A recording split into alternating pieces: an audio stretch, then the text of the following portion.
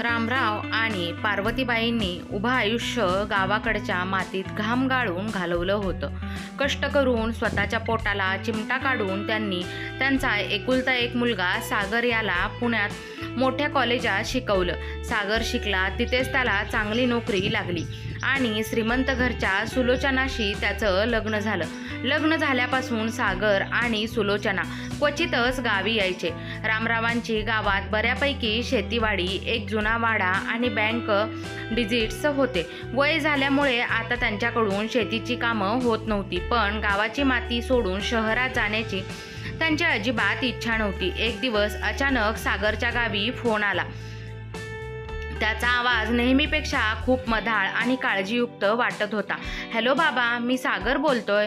तुमचं वय झालंय आता. गावात तुमची काळजी घ्यायला कोणी नाही. मी आणि सुलोचनाने ठरवलंय की तुम्ही आता आमच्याकडे पुण्यात राहायला यायचं. आम्ही इथे मोठा फ्लॅट घेतलाय. तिथे तुम्हाला कसलीही अडचण येणार नाही. तुम्ही दोघंही लगेच निघायची तयारी करा. मी गाडी पाठवतोय, सागर फोनवर म्हणाला. बाबांनी फोन ठेवला आणि त्यांच्या डोळ्यात आनंदाश्रू आले. त्यांनी पार्वतीबाईंना सांगितलं, बघितलंस पार्वती, आपल्या मुलाला किती आपली काळजी आहे ते. शेवटी रक्ताची ओढ स्वस्त बसू देत नाही. शहरात नेऊन आपली सेवा करायची आहे त्याला. पार्वतीबाईंनाही खूप आनंद झाला. गाडगे मडके, घरची पाळलेली जनावरं शेजाऱ्यांच्या हवाली करून, डोळ्यात गावची आस धरून ही वृद्ध माऊली मुलाच्या सुखासाठी शहराकडे निघाली. त्यांना वाटलं होतं की आयुष्याची संध्याकाळ आता मुलासुनेच्या छत्रछायेखाली सुखात जाईल. पुण्यातील त्या टोलेजंग इमारतीसमोर गाडी थांबली.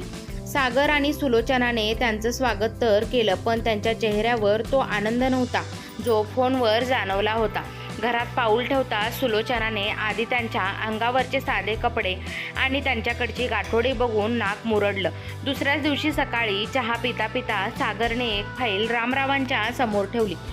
बाबा, हे काही कागदपत्र आहेत. तुम्ही आता शहरात राहणार, मग गावातल्या त्या जमिनीची आणि वाड्याची देखरेख कोण करणार? त्यापेक्षा ती जमीन आणि वाडा माझ्या नावावर करून टाका, म्हणजे मला ती विकून तिथे नवीन बिझनेससाठी इन्व्हेस्ट करता येईल आणि तुमच्या बँकेतले फिक्स डिपॉझिट्सचे माझ्या खात्यावर ट्रान्सफर करण्याचे फॉर्म्स आहेत हे. त्यावर फक्त तुमच्या सह्या हव्या आहेत, सागरने अगदी सहजतेने म्हटलं. रामरावांना थोडं खटकलं, पण मुलावरचा आंधळा विश्वास आणि सुलोचनाचा चेहऱ्यावरचा खोटा पुळका बघून त्यांनी विचार केला, शेवटी हे सगळं सागरचंच आहे. आपण तरी आता काय करणार या संपत्तीचं? त्यांनी कसलाही विचार न करता सर्व कागदपत्रांवर आणि चेकबुकवर आपल्या सह्या करून दिल्या. सह्या झाल्या आणि जणू सागरच्या चेहऱ्यावरचा मुखवटाच गळून पडला. रामराव आणि पार्वतीबाईंच्या आयुष्यातील सुखाचे दिवस संपून नरकयातना सुरू होणार होत्या याची त्यांना पुसटशीही कल्पना नव्हती. दुपार झाली. पार्वतीबाईंना वाटलं सुनेला स्वयंपाकात मदत करावी, म्हणून त्या किचनमध्ये गेल्या, तर सुलोचनाने थेट त्यांच्या हातात झाडू आणि पोछाचं कापड दिलं. हे बघा सासूबाई, आमच्याकडे कामवाल्या बाई खूप पगार द्यावा लागतो. आता तुम्ही इथे फुकट राहणारच आहात, तर घरातली कामं तुम्हीच करायची. आधी हे पूर्ण घर झाडून पुसून घ्या, मग किचन ओटा स्वच्छ करा. आणि हो, वाड्यात जसा कशाही राहायच्या तसं इथे चालणार नाही. घर एकदम चकचकीत पाहिजे. सुलोचनाने कडक आवाजात हुकूम सोडला. पार्वतीबाई थक्क झाल्या. ज्या हातांनी मुलाला घास भरवला त्याच हातांना आता नोकरासारखं वागवलं जात होतं. त्यांनी हळूच रामरावांकडे पाहिलं. रामरावांच्या डोळ्यातही पाणी आलं होतं, कारण सागरने त्यांनाही बागेची साफसफाई आणि सुलोचनाच्या गाडीची काच पुसायला लावली होती. पार्वती, काही बोलू नकोस, मुलाचं घर आहे. सुरुवातीला असं होत असतं, आपण सांभाळून घेऊ. रामरावांनी स्वतःच्या मनाची समजूत घातली. पत्नीला धीर दिला, पण ही तर फक्त सुरुवात होती. दिवसामागून दिवस जात होते आणि रामराव पार्वतीबाईंची अवस्था घरातल्या नोकरापेक्षाही वाईट झाली होती. त्यांना बसायला धड जागा नव्हती. खायला शिळपाकं अन्न दिलं जायचं आणि घरात काही पाहुणे आले की त्यांना बाल्कनीत किंवा स्टोअर रूममध्ये कोंडून ठेवलं जायचं. अशातच सागर आणि सुलोचनाने त्यांच्या लग्नाच्या वाढदिवसानिमित्त घरात एक मोठ्या पार्टीचं आयोजन केलं होतं. शहरातले मोठे उद्योगपती, सागरचे बॉस आणि सुलोचनाचे हायपाय मित्रमैत्रिणी येणार होते. घर दिवांच्या रोषणाईने उजळून निघालं होतं, पण रामराव आणि पार्वतीबाईंना मात्र नेहमीप्रमाणे जुन्या मळक्या कपड्यांमध्येच घराच्या एका कोपऱ्यात उभं राहून पाहुण्यांचे उष्टे पेले आणि प्लेट्स उचलण्याचं काम दिलं गेलं होतं. पार्टी रंगात आली होती. गाणी वाजणं आणि हसण्याच्या खिदळण्याचा आवाज येत होता. तितक्यात रामरावांच्या हातातून पाण्याचा एक ग्लास चुकून खाली पडला आणि मोठा आवाज झाला. सगळ्या पार्टीचं लक्ष त्या कोपऱ्याकडे गेलं. सागरच्या बॉसने विचारलं, सागर, कोण आहेत हे वृद्ध लोक? तुमच्याकडे नवीन कामगार ठेवलेत की काय? सागर आणि सुलोचनाचा चेहरा गोरामोरा झाला. आपले आई वडील गाववाले आणि साधे आहेत हे सांगण्याची सागरला लाज वाटली. सुलोचनाने तर लगेच तोंड फिरवलं. सागरने राग आणि गर्वाने चवताळून सगळ्यांसमोर म्हटलं, अरे सर, काय सांगू तुम्हाला, हे आमच्या गावाकडचे भिकारी आहेत. तिथे लोक भीक मागायचे. मला त्यांची दया आली म्हणून मी त्यांना इथे आणलं. पण बघा ना, भीक मागायची सवय सुटतच नाही. साधे ग्लाससुद्धा नीट पकडता येत नाहीत.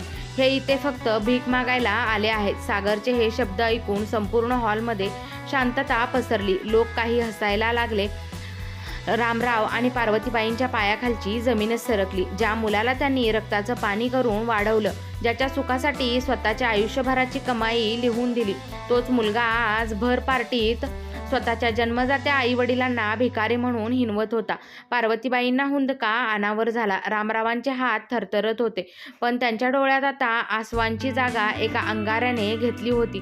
मुलाचा हा क्रूर आणि कृतज्ञपणा पाहून रामरावांच्या अंतरात्म्याला मोठी जखम झाली होती. त्यांनी मनोमन एक असा निर्णय घेतला जो सागर आणि सुलोचनाच्या कल्पनेच्या पलीकडचा होता. सागरचे ते विषारी शब्द संपूर्ण हॉलमध्ये घुमले आणि रामरावांच्या काळजाचा तुकडा तुकडा झाला.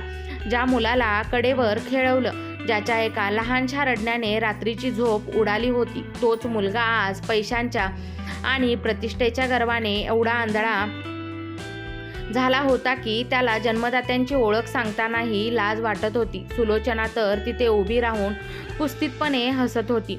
जणू तिला मोठा विजय मिळाल्यासारखा आनंद झाला होता. पार्वतीबाईंनी पदराने तोंड दाबलं आणि त्या रडत रडत आतल्या खोलीकडे पळाल्या. पण रामराव मात्र तिथेच उभे राहिले. त्यांचे पाय थरथरत होते, पण पाठीचा कणा ताठ होता. त्यांच्या डोळ्यात आता अगतिकता नव्हती, तर एक वेगळाच करारीपणा चमकत होता. त्यांनी सागरच्या डोळ्यात डोळे घालून पाहिले. त्या नजरेत एवढा संताप आणि अधिकार होता की काही क्षणांसाठी सागरची ही नजर खाली झाली. पण लगेचच त्याने स्वतःला सावरलं आणि सुरक्षा रक्षकाला बोलावून रामरावांना तिथून बाजूला करायला लावलं. ती रात्र रामराव आणि पार्वतीबाईंसाठी युगासारखी मोठी होती. खोलीच्या एका कोपऱ्यात बसून पार्वतीबाई ढसाढसा रडत होत्या. अहो, काय कर्माचं फळ मिळालंय आपल्याला. या दिवसासाठी आपण त्याला इतकं शिकवलं का हो? त्यापेक्षा गावातच त्या मातीत आमचा जीव गेला असता तर बरं झालं असतं. रामरावांनी पार्वतीबाईंच्या खांद्यावर हात ठेवला.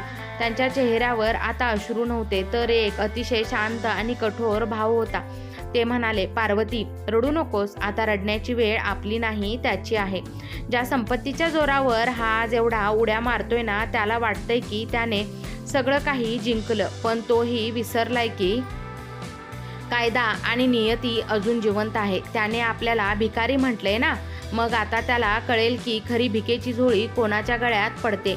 दुसऱ्या दिवशी सकाळी पार्टी संपवून सागर आणि सुलोचना उशिरा उठले. हॉलमध्ये अजूनही कचरा आणि पाहुण्यांचे उष्टे पेले पडलेले होते. सुलोचना नेहमीप्रमाणे ओरडतच बेडरूमच्या बाहेर आली.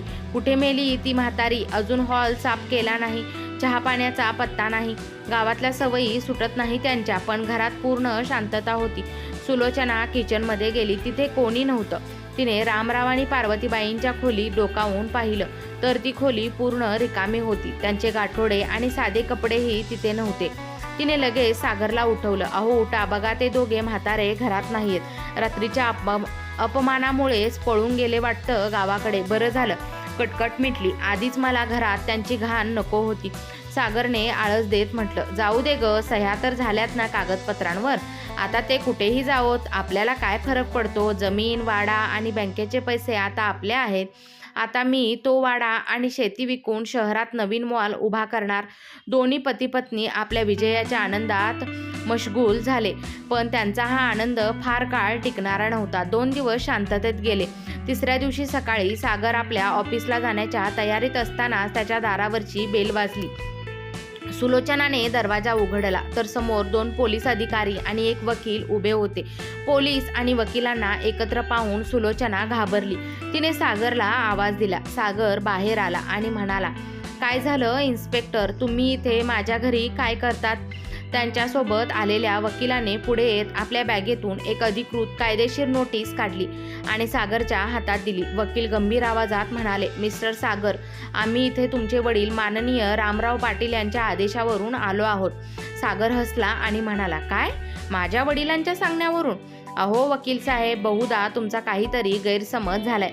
माझ्या वडिलांना 2 दिवसापूर्वीच त्यांच्या संपूर्ण संपत्तीचे हक्क, जमीन, वाडा आणि बँक खाती माझ्या नावावर ट्रान्सफर केली आहेत. हे बघा त्या कागदपत्रांच्या कॉप्या. सागरने कपाटातून फाईल आणून वकिलांसमोर ठेवल्या. वकिलांनी त्या कागदपत्रावर एक नजर टाकली आणि त्यांच्या चेहऱ्यावर एक उपरोधिक हास्य आलं. ते म्हणाले, मिस्टर सागर, गैरसमज तुमचा झालाय, आमचा नाही. तुम्ही ज्या कागदपत्रांवर सह्या घेतल्या आहेत ते तुमचे वडील रामराव पाटील यांनी फसवणूक आणि मानसिक छळासाठी घेतल्याचे सिद्ध केले आहे. सर्वात महत्त्वाची गोष्ट म्हणजे ज्या जमिनीच्या आणि वाड्यांच्या कागदपत्रांवर तुम्ही सह्या घेतल्या ती संपत्ती रामरावांची वैयक्तिक संपत्ती नसून ती त्यांच्या आजोबांची म्हणजेच तुमच्या आजोबापार्जित संपत्ती आहे, ज्यामध्ये रामरावांच्या संमतीशिवाय तुम्हाला तो विकण्याचा किंवा परस्पर नावावर करण्याचा कोणताही अधिकार नाही. सागरचा चेहरा फिका पडू लागला.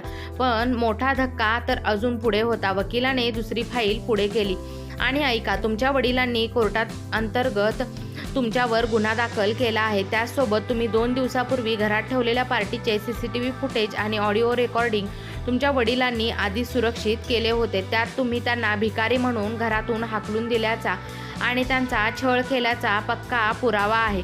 हे ऐकून सुलोचनाच्या हातातील चहाचा कप खाली पडला आणि त्याचे तुकडे झाले. तिच्या अंगाला काप सुटला. वकील पुढे म्हणाले, या कायद्यानुसार तुम्ही फसवणुकीने नाव करून घेतलेली सर्व संपत्ती आणि बँक खाती कोर्टाच्या आदेशाने तात्काळ फ्रीज गोठवण्यात करण्यात आली आहे. इतकंच नाही तर तुमच्या वडिलांनी न्यायालयात असा दावा केला आहे की या फ्लॅटसाठी जे डाऊन पेमेंट झालं होतं ते त्यांच्याच पैशातून झालं होतं. त्यामुळे हा फ्लॅट तुम्ही आणि तुमची खाजगी खातीही आता चौकशीच्या फेऱ्यात आहेत. कोर्टाचा पुढील आदेश येईपर्यंत तुम्ही या संपत्तीला हात लावू शकत नाही. आणि हो, तुमच्या वडिलांचा छळ केल्याप्रकरणी आणि ज्येष्ठ नागरिकांची फसवणूक केल्याप्रकरणी कोर्टाने तुमच्या नावावर अजामीनपात्र वॉरंट जारी करण्याची हालचाली सुरू केल्या आहेत. सागरच्या पायाखालची जमीन सरकली. त्याचे डोळे पांढरे झाले. ज्या संपत्तीच्या जोरावर तो हवेत उडत होता ती संपत्ती एका रात्रीत त्याच्या हातातून वाळूसारखी निसटली होती. पण बाबा आहेत, कुठे आहेत ते आता? ते असं कसं करू शकतात? मी त्यांचा एकुलता एक मुलगा आहे. सागर चाचरत म्हणाला. इन्स्पेक्टरने पुढे येत सागरच्या खांद्यावर हात ठेवला आणि कडक आवाजात म्हटलं, तुझे बाबा आता एका सुरक्षित ठिकाणी आहेत, जिथून ते ही लढाई लढणार आहेत. ज्या आईवडिलांना तू भिकारी म्हणालास ना, त्यांनी तुला रस्त्यावर आणण्याची पूर्ण तयारी केली आहे. मिस्टर सागर, वकिलांच्या नोटीसवर सही करा आणि कोर्टाच्या पुढच्या सुनावणीला हजर राहण्याची तयारी ठेवा, नाहीतर सरळ जेलची हवा खावी लागेल. पोलीस आणि वकील निघून गेले. सुलोचना सोफ्यावर कोसळली आणि तिने डोक्याला हात लावला. सागर भिंतीला टेकून खाली बसला. त्याच्या आयुष्याला एवढी मोठी कलाटणी बसली आणि वडिलांचा एक निर्णय त्याच्या अंगावर उलटेल याचा विचार सुलोचना आणि सागरने स्वप्नातही केला नव्हता. पोलीस आणि वकील घरातून बाहेर पडले तशी त्या आलिशान फ्लॅटमधील शांतता अधिकच भयानक वाटू लागली. सागर डोक्याला हात लावून हॉलच्या फरशीवर बसून होता. त्याचे डोळे शून्यात हरवले होते, तर सुलोचनाचा थरकाप अजून थांबला नव्हता. ज्या संपत्तीच्या आणि पैशाच्या जोरावर तिने सासू-सासऱ्यांचा नोकरासारखा छळ केला होता ती संपत्ती आता त्यांच्या हातातून निसटली होती. शांततेचा भंग करत सुलोचना सोफ्यावरून उठली आणि सागरवर ओरडली, हे काय आहे सागर? मला हे असं काही होणार आहे हे माहीत असतं तर मी तुझ्या आई वडिलांना कधीच या घरात पाऊल ठेवू दिलं नसतं. काय म्हणाला तो वकील? आपली बँक खाती फ्रीज झालीत. मग माझ्या किटी पार्टीच्या खर्चाचं काय? माझ्या शॉपिंगचं काय? आणि समाज माध्यमावर माझ्या मैत्रिणींमध्ये माझी काय आबरू राहिली? सागरने चिडून डोके वर केले. सुलोचना, बंद कर तुझं हे रडगाणं. इथे माझी नोकरी, माझी इज्जत आणि माझं सगळं आयुष्य पणाला लागलंय आणि तुला तुझ्या शॉपिंगचं पडली आहे. तू विसरलीस का? त्यांना नोकरासारखं वागवायची कल्पना तुझीच होती. मी तर फक्त सह्या घेणार होतो, पण त्यांना रोज त्रास देऊन तूच त्या म्हाताऱ्याला पेटवून उठवलंस. अच्छा, म्हणजे आता सगळा दोष माझा? सुलोचनाने कमरेवर हात ठेवला. तू तुझ्या बापाच्या स्वभावाला ओळखत नव्हतास का? तो गावचा पाटील आहे हे विसरलास तू? सह्या झाल्यावर त्यांना वृद्धाश्रमात सोडून यायचं होतंस, पण तूच म्हणालास की लोकांमध्ये आपली इज्जत जाईल म्हणून घरात ठेवा. आता भोग तुझ्या कर्माची फळं. दोघांमधील भांडण विकोपाला गेलं होतं. ज्या घरात 2 दिवसांपूर्वी पार्टी हसण्या खिदळण्याचे आवाज येत होते, तिथे आता एकमेकांवर दोषांचे डोंगर उपसले जात होते. सुलोचनाचा तो श्रीमंतीचा तोरा आणि सागरचा तो अहंकार एका रात्रीत गायब झाला होता. त्याच दिवशी दुपारी सागरला त्याच्या ऑफिसमधून फोन आला. सागरने घाबरत फोन उचलला. हॅलो सागर, मी HR मॅनेजर बोलतोय. तुमच्या कौटुंबिक वादाची आणि ज्येष्ठ नागरिकांच्या छळाची केस पोलिसात नोंदवली गेल्याची बातमी आमच्यापर्यंत आली आहे. कंपनीच्या पॉलिसीनुसार जोपर्यंत ही केस कोर्टात क्लिअर होत नाही तोपर्यंत तुम्हाला सस्पेंड निलंबित करण्यात येत आहे. तुमचं या महिन्याचं सॅलरी अकाउंटही कंपनीने होल्डवर ठेवलं आहे. तिकडून कडक शब्दात सांगण्यात आलं. सागरच्या हातातून फोन गळून पडला. नोकरीही गेली, बँक खातीही बंद झाली आणि डोक्यावर होम लोन आणि कार लोनचे हप्ते बाकी होते. आता जगायचं कसं? हा यक्षप्रश्न त्याच्यासमोर उभा ठाकला. दुसरीकडे पुण्यातील एका साध्या पण अत्यंत प्रतिष्ठित भागात असलेल्या स्नेहाश्रय या ज्येष्ठ नागरिक सल्लागार केंद्राच्या कार्यालयात रामराव आणि पार्वतीबाई बसले होते. त्यांच्यासोबत त्यांचे जुने मित्र आणि हायकोर्टाचे निवृत्त न्यायाधीश विनायकराव देशपांडे होते. विनायकरावांचीच रामरावांना कायदेशीर सल्ला देऊन ही सगळी व्यूहरचना आखली होती. पार्वतीबाई अजूनही मनातून खचलेल्या होत्या. त्यांनी रामरावांचा हात धरला आणि म्हणाल्या, अहो, जे झालं ते ठीक आहे, पण शेवटी तो आपला एकुलता एक मुलगा आहे. त्याची नोकरी जाईल, तो रस्त्यावर येईल. हो, एक आई म्हणून माझं काळीज तिळ तुटते. रामरावांच्या डोळ्यात पत्नीबद्दल सहानुभूती होती, पण त्यांचा निश्चय ढळला नव्हता. ते गंभीर आवाजात म्हणाले, पार्वती, तू अजूनही आईच्या मायेने विचार करतेस, पण जो मुलगा आपल्या जन्मदात्यांना सगळ्यांसमोर भिकारी म्हणू शकतो त्याला आईवडिलांच्या मायेची किंमत कधीच कळणार नाही. त्याला जर आता आपण धडा शिकवला नाही तर तो समाजातल्या इतर वृद्ध मातापित्यांचाही असाच अपमान करेल. ही लढाई फक्त आपली नाही तर स्वतःच्या मुलाकडून छळ सोसणाऱ्या प्रत्येक आईबापाची आहे. त्याला गरिबी काय असते आणि स्वाभिमान काय असतो हे कळलंच पाहिजे. विनायकराव देशपांडे हसले आणि म्हणाले, रामराव, तुम्ही अगदी योग्य पाऊल उचललं आहे. सागरला वाटलं की गावातले लोक कायदे, कोर्ट कचेऱ्या समजू शकत नाहीत, पण त्याला हे माहीत नाही की त्याचे वडील कायद्याच्या चौकटीत राहून त्याला कसं संपवू शकतात. मी कोर्टात कशी व्यवस्था केली आहे की पुढच्या सुनावणीत सागरला त्याच्या उत्पन्नाचा आणि मालमत्तेचा सगळा हिशोब द्यावा लागेल आणि जर तो फसवणूक सिद्ध झाली तर त्याला तुरुंगवास निश्चित आहे. रामरावांनी खिशातून एक जुनी डायरी काढली. त्या डायरीमध्ये त्यांनी सागरच्या शिक्षणासाठी, त्याच्या लग्नासाठी आणि सुलोचनाच्या मागण्या पूर्ण करण्यासाठी गावी घेतलेल्या कर्जाचा आणि विकलेल्या सोन्याचा पैचा हिशोब लिहून ठेवला होता. हा माझा पुढचा डाव आहे विनायकराव. सागरने माझ्या रक्ताच्या पैशावर स्वतःची इमारत उभी केली आहे ना, आता मी त्या इमारतीचा एक एक दगड निखळवून काढणार. रामराव करारी आवाजात म्हणाले. इकडे पुण्यात सागर आणि सुलोचना यांच्या घरात खाण्याचे वांधे सुरू झाले होते. क्रेडिट कार्ड ब्लॉक झाले होते आणि घरात रेशन आणायलाही पैसे नव्हते. सुलोचनाने तिच्या माहेरी फोन करून मदत मागितली, पण तिच्या वडिलांनीही स्पष्ट शब्दात नकार दिला. सुलोचना, तुझ्या सासू सासऱ्यांचा छळ केल्याची बातमी सर्वत्र पसरली आहे. आमच्या बिझनेसच्या इब्रतीसाठी आम्ही अशा गुन्ह्यात अडकलेल्या लोकांना मदत करू शकत नाही. तुम्ही तुमचं बघून घ्या. माहेरच्यांनीही हात वर केल्यामुळे सुलोचनाचा राग अनावर झाला. तिने बॅग भरली आणि सागरला म्हणाली, मी या दरिद्री घरात एक क्षणही राहणार नाही. जोपर्यंत परिस्थिती ठीक होत नाही तोपर्यंत मी माझ्या मैत्रिणीकडे चालले आहे. सागरने तिला रोखण्याचा प्रयत्न केला. सुलोचना, अशा कठीण काळात मला सोडून जाऊ नकोस. आपण मिळून यातून मार्ग काढू. पण सुलोचनाने त्याचा हात झटकला. मार्ग? तुझ्या बापाने तुला रस्त्यावर आणले. सागर, आधी स्वतःला वाचव, मग मला सांग. असे म्हणून सुलोचना जोरात दरवाजा बंद करून निघून गेली. सागर घरात एकटाच उरला. घरात अंधार पसरला होता. त्या अंधारात त्याला आठवले त्याचे आई वडील, ज्यांना त्याने अशाच एका रात्री घराच्या कोपऱ्यात उभं केलं होतं. नियतीचं चक्र इतक्या वेगाने फिरेल आणि सुलोचना त्याला अशी सोडून जाईल याची त्याने कधी कल्पनाही केली नव्हती. आता त्याला कोर्टाच्या पहिल्या सुनावणीला सामोरे जायचं होतं, जिथे त्याचे वडील त्याची वाट पाहत होते. ती रात्र सागरने जागून काढली. सुलोचना घर सोडून गेली होती. नोकरी सस्पेंड झाली होती आणि खिशात कोर्टाच्या चक्रा मारण्या इतकेही पैसे उरले नव्हते. सकाळी उठून त्याने कसेबसे कपडे घातले आणि तो कोर्टाच्या दिशेने निघाला. ज्या कोर्ट कचेऱ्यांकडे तो कधी ढुंकूनही पाहत नव्हता, आज तिथे गुन्हेगारासारखं उभं राहावं लागणार होतं. कोर्टाचा हॉल लोकांच्या गर्दीने आणि वकिलांच्या आवाजाने गजबजला होता. सागर एका कोपऱ्यात घाबरून उभा होता. तितक्यात दारातून रामराव आणि पार्वतीबाई आत आले. त्यांच्यासोबत निवृत्त न्यायाधीश विनायकराव देशपांडे आणि त्यांचे वकील उभे होते. रामरावांच्या चेहऱ्यावर एक वेगळंच तेज होतं, तर पार्वतीबाईंच्या चेहऱ्यावर अजूनही मुलाबद्दलची एक सुप्त काळजी आणि दुःख दिसत होतं. सागरने धावत जाऊन रामरावांचे पाय धरण्याचा प्रयत्न केला. बाबा, मला माफ करा, माझ्याकडून खूप मोठी चूक झाली. सुलोचनाच्या सांगण्यावरून मी वाहवत गेलो होतो. ती मला सोडून निघून गेली आहे. माझी नोकरीही धोक्यात आली आहे. बाबा, मला वाचवा, सागर रडतच म्हणाला. रामरावांनी हळूच आपले पाय मागे घेतले. त्यांच्या चेहऱ्यावर कोणताही बदल झाला नाही.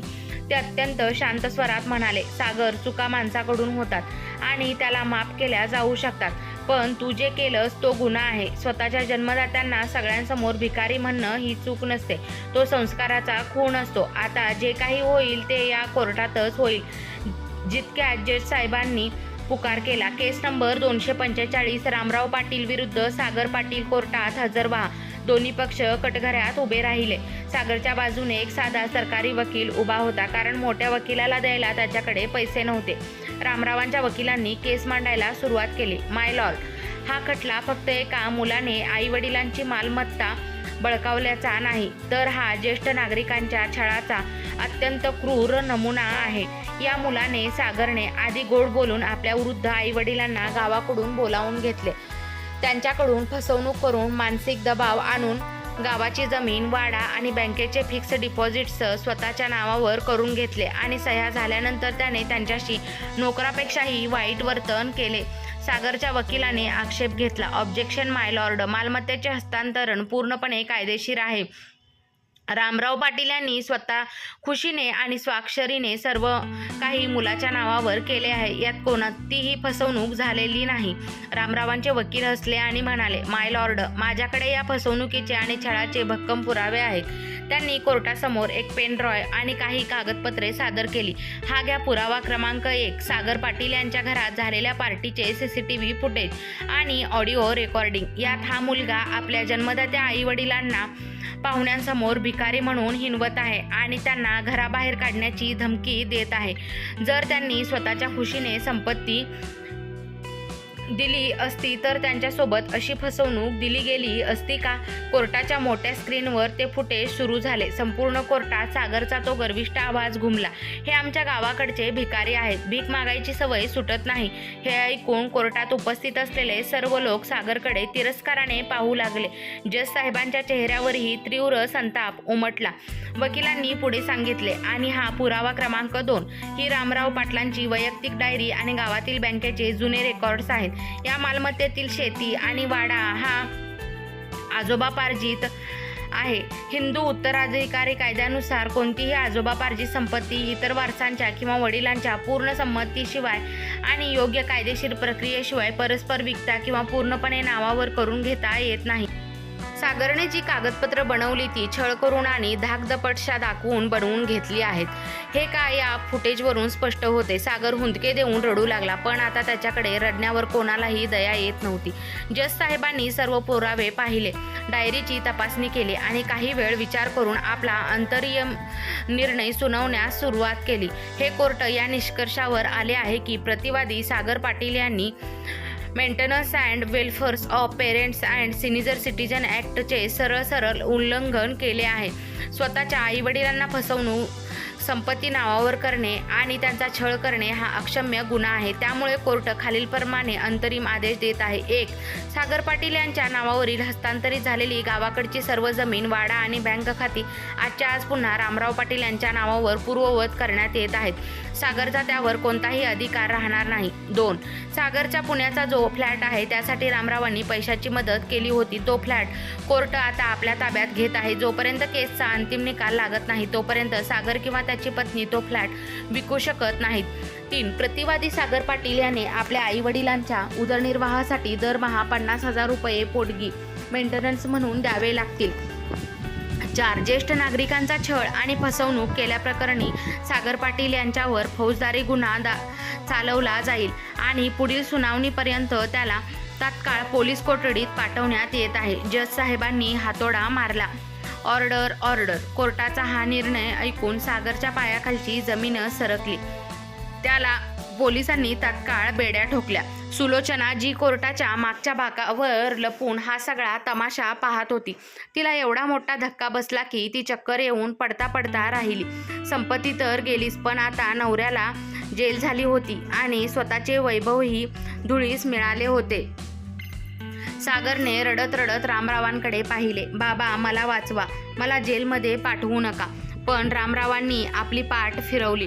त्यांनी पार्वतीबाईंचा हात धरला आणि ते कोर्टाबाहेर पडले. सागरच्या आयुष्याला लागलेली ही मोठी कलाटणी आणि सुलोचनाला बसलेला हा धक्का त्यांच्याच कर्माची फळे होती. सुलोचनाची दैना कोर्टातून पोलीस गाडीत बसताना सागरच्या हातातील बेड्यांचा आवाज त्यांच्या कानात सुळसुळीत टोचत होता.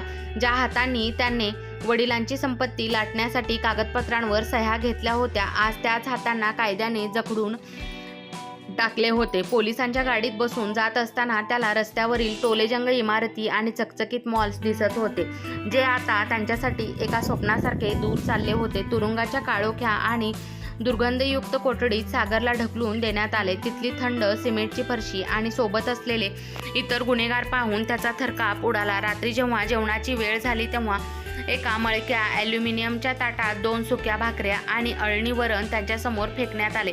ते अन्न पाहता सागरच्या डोळ्यासमोर तो प्रसंग उभा राहिला, जेव्हा सुलोचनाने त्याच्या आई-वडिलांना शिळेपाके अन्न एका कोपऱ्यात खायला दिले होते.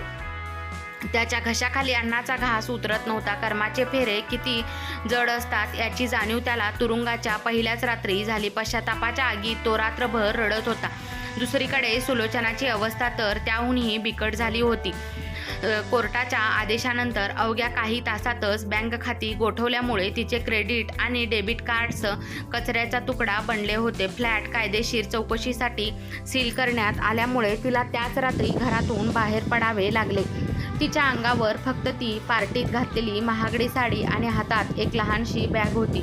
तिने ज्या हाय पाय मैत्रिणींना पार्टीत बोलावले होते त्यांना एकामागून एक फोन केले, पण सासू सासऱ्यांचा छळ केल्याची बातमी वर्तमानपत्रात आणि सोशल मीडियावर वाऱ्यासारखी पसरल्यामुळे प्रत्येकीने तिचे फोन कट केले आणि आम्ही सध्या पुण्यात नाही आहोत असे म्हणून हात वर केले. ज्या श्रीमंतीच्या तोऱ्यात ती वावरत होती तो तोरा एका झटक्यात धुळीस मिळाला होता. शेवटी कोणताच पर्याय न उरल्यामुळे सुलोचनाने पुण्याच्या एका कोपऱ्यात असलेल्या जुन्या चाळीमध्ये एक छोटीशी अंधारी खोली भाड्याने घेतली. ज्या सुलोचनाने सासूबाईंच्या हातात झाडू देऊन घर चकचकीत पाहिजे म्हणून हुकूम सोडला होता, आज तिला त्याच हातांनी त्या छोट्या खोलीतील कचरा काढावा लागत होता. पाण्यासाठी नळावर रांगेत उभे राहावे लागत होते. माहेरच्या लोकांनीही बिझनेसच्या इब्रतीपायी तिच्याकडे पूर्णपणे दुर्लक्ष केले होते. सुलोचनाचा तो घमंडी चेहरा आता रडून रडून काळा ठिक्का पडला होता. सागर जेलमध्ये आणि सुलोचना चाळीत, दोघांचेही वैभव एका रात्रीत नष्ट झाले होते. रामरावांच्या एका कायदेशीर निर्णयाने या दोघांना त्यांच्या खऱ्या लायकीची जाणीव करून दिली होती. तुरुंगातील दिवस सागरसाठी एखाद्या नरक यातनेसारखे होते. प्रत्येक क्षण त्याला त्याच्या कृतज्ञपणाची आठवण करून देत होता. काही महिन्यांच्या न्यायालयीन कोठडीनंतर रामरावांनी केवळ पार्वतीबाईंच्या माऊलीच्या काळजाचा मान ठेवून सागरला सुधारण्याची एक शेवटची संधी देण्यासाठी आपली फौजदारी केस मागे घेतली. सागरची तुरुंगातून सुटका झाली खरी, पण त्याच्या कपाळावर लागलेले कलंक आणि बदनामी पुसली गेली नव्हती. जेलच्या दरवाजाबाहेर जेव्हा सागर आला तेव्हा त्याचे केस वाढलेले होते, कपडे मळलेले होते आणि डोळ्यातील तो जुना गर्व पूर्णपणे नाहीसा झाला होता. त्याला घ्यायला तिथे कोणीही आले नव्हते. तो तसाच वनवन करत सुलोचनाने घेतलेल्या त्या चाळीतल्या खोलीवर पोहोचला. जेव्हा सागरने दरवाजा ठोठावला आणि सुलोचनाने तो उघडला तेव्हा दोघांनाही एकमेकांना ओळखणे कठीण झाले होते. सुलोचनाचा तो महागड्या साड्यांमधला तोरा गायब झाला होता. साध्या सुती साडीत चेहऱ्यावरचे तेज हरवलेली सुलोचना डोळ्यात अश्रू आणून उभी होती. सागरला पाहताच ती त्याच्या गळ्यात पडून रडू लागली. सागर, आपण संपलो रे. आपल्याकडे आता काहीच उरलं नाही. ज्या पैशासाठी आपण आईबाबांना त्रास दिला त्या पैशाने आणि समाजाने आपल्याला रस्त्यावर आणून सोडले, सुलोचना हुंदके देत म्हणाली. सागरने तिला जवळ घेतले. दोघांमधील तो पैशांचा खोटा अहंकार आता जळून खाक झाला होता. पण खरी अडचण तर पुढे होती. जगण्यासाठी पैसा हवा होता. सागर जेव्हा नोकरीच्या शोधात बाहेर पडला तेव्हा प्रत्येक कंपनीने त्याचे बॅकग्राऊंड व्हेरिफिकेशन करून ज्येष्ठ नागरिकांच्या छळाची केस आणि जेलची पार्श्वभूमी पाहून त्याला नोकरी देण्यास साफ नकार दिला. सुलोचनाच्या बाबतीतही तेच झाले. शेवटी पोटची भूक भागवण्यासाठी सागरला एका छोट्या किराणा दुकानात महिन्याला काही हजारांवर हिशोब ठेवण्याचे काम करावे लागले, तर सुलोचनाला एका कपड्याच्या दुकानात सेल्स गर्ल म्हणून उभे राहावे लागले. ज्या हातांनी कधी पाण्याचा ग्लास उचलला नव्हता ते हात आता ग्राहकांसमोर कपड्यांच्या घड्या घालत होते. रोज रात्री थकून भागून आल्यावर ते दोघे मिळून साधे वरण भात बनवायचे आणि जेवताना दोघांच्याही डोळ्यात एकच विचार यायचा, आपण आईबाबांना यापेक्षाही वाईट वागणूक दिली होती, पैपैची शिक्षा दिली आहे. पश्चातापाच्या या आगीत दोघेही पूर्णपणे आतून बदलत होते. प्रायश्चित्ताच्या आगीत होरपळून निघाल्यानंतर आता 1 वर्ष उलटून गेलं होतं. या 1 वर्षात सागर आणि सुलोचना पूर्णपणे बदलले होते. पैशाची नशा उतरली होती आणि कष्टाची किंमत कळाली होती. त्यांच्या मनात आता संपत्ती मिळवण्याची हाव नव्हती, तर फक्त आपल्या जन्मदात्यांच्या चरणी लीन होऊन माफी मागण्याची तीव्र इच्छा होती. एक दिवस दोघांनी आपल्या कामातून सुट्टी घेतली आणि ते गावाकडच्या गाडीत बसले. मनात भीती आणि डोळ्यात पश्चातापाचे अश्रू घेऊन दोघेही गावातील त्या जुन्या वाड्याच्या दारासमोर येऊन उभे राहिले. वाडा पूर्वीसारखा शांत आणि समृद्ध दिसत होता. दारातच रामराव आणि पार्वतीबाई बसले होते.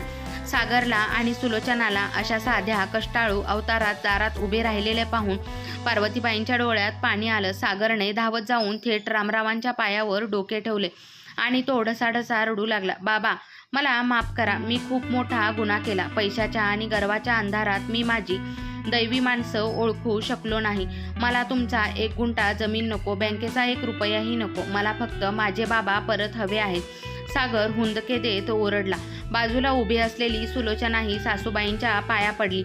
आई, मला क्षमा करा. मी तुमच्या हाताला काम लावलं, तुमचा अपमान केला. पण आज मला कळलंय की सासू सासरे काय असतात. मला तुमच्या पायापाशी नोकर म्हणून ठेवा, पण आम्हाला घरातून हाकलून देऊ नका. पार्वतीबाईंना आता राहवलं नाही. त्यांनी पुढे होऊन सुलोचनाला उठवलं आणि जवळ घेतलं. शेवटी आईचं काळीच ते. मुलाला असं रडताना पाहून त्यांचंही मन विरघळलं. त्यांनी रामरावांकडे पाहिलं. अहो बघा ना, आपला सागर, त्याला त्याची चूक कळाली आहे. माफ करा ना त्याला. रामराव हळूच खुर्चीवरून उठले. त्यांच्या चेहऱ्यावर तो जुना संताप नव्हता, तर एक समाधानाचे भाव होते. त्यांनी सागरच्या खांद्याला धरून त्याला वर उठवले. सागरने नजरेत नजर मिळवताच रामरावांनी त्याच्या डोक्यावर हात ठेवला. सागर, मी जो निर्णय कोर्टात घेतला होता तो तुझ्याकडून संपत्ती हिरावून घेण्यासाठी नव्हता, तर तुझ्या गेलेल्या सद्बुद्धीला आणि संस्कारांना परत आणण्यासाठी होता. संपत्ती आज आहे, उद्या नाही.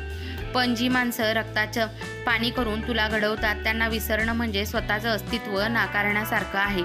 तुला आणि सुनेला तुमची चूक कळाली, हेच माझ्यासाठी कोर्टाच्या केस जिंकण्यापेक्षाही मोठं यश आहे, रामराव शांत पण करारी आवाजात म्हणाले. रामरावांनी सागरच्या हातातील तो किराणा दुकानाचा राजीनामा घेतला आणि त्याला वाड्याच्या चाव्या दिल्या. हा तुझाच वाडा आहे आणि ही तुझीच माती आहे. शहरातल्या त्या खोट्या झगमगाटापेक्षा या मातीत घाम गाळ. इथे तुला सुख आणि सन्मान दोन्हीही मिळेल, रामरावांनी सांगितलं. त्यानंतर सागर आणि सुलोचना कायमचे गावी राहायला आले. सागरने वडिलांच्या मार्गदर्शनाखाली शेती सांभाळायला सुरुवात केली, तर सुलोचनाने घरची सर्व जबाबदारी आनंदाने स्वीकारली. ज्या घरात कधी कपट आणि अपमान झाला होता तिथं आता सुखाची पहाट झाली होती.